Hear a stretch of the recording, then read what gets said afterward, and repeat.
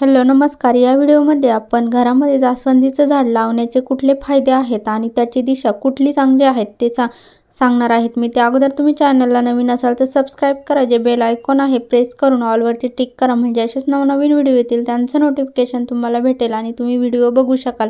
दिशेनुसार घरात काही विशिष्ट वनस्पती किंवा फुलझाडं लावल्यास सकारात्मक वातावरण कायम राहतं. घर आकर्षक दिसावं त्यातलं वातावरण चांगलं राहावं यासाठी अनेक जण घरात किंवा घराच्या परिसरात शोभेची झाडं किंवा फुलझाडं लावतात. काही छंद किंवा आवड म्हणून टेरेसिंग गार्डन करतात. वास्तुशास्त्रातही या गोष्टींना महत्त्व दिलं गेलं आहे. दिशेनुसार घरात काही विशिष्ट वनस्पती किंवा फुलझाडं लावल्यास सकारात्मक वातावरण कायम राहतं, तसंच घरात सुख समृद्धी नांदते असं वास्तुशास्त्राचे अभ्यासक सांगतात. तुळस असो अथवा मनी प्लांटचा वेल असो, प्रत्येक झाडाचं महत्त्व वास्तुशास्त्रात नमूद करण्यात आलं आहे. वास्तुशास्त्रात जास्वंदीच्या झाडाला विशेष महत्त्व दिलं गेलं आहे. जास्वंदीची लाल फुलं पूजाविधीसाठी वापरली जातात. श्री गणपतीच्या पूजेसाठी लाल जास्वंदीचं फूल प्राधान्यानं वापरलं जातं. जास्वंदीचं झाड घरात लावल्यास अनेक फायदे होतात.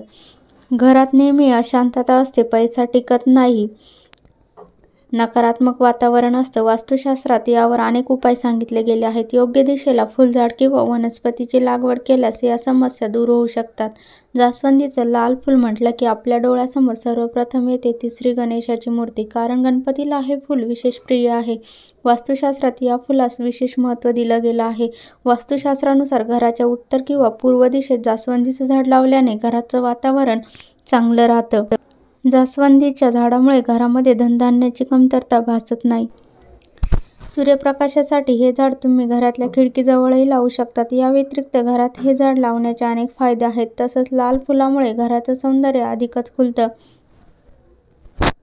धर्मशास्त्रातही जास्वंदीचं फूल शुभ मानलं गेलं आहे. हे फूल काली माता आणि श्री गणपतीला अर्पण केलं जातं. जास्वंदीचं फूल सौभाग्याचं प्रतीक मानलं गेलं आहे. रोजच्या पूजेसाठी देखील या फुलाचा वापर होतो.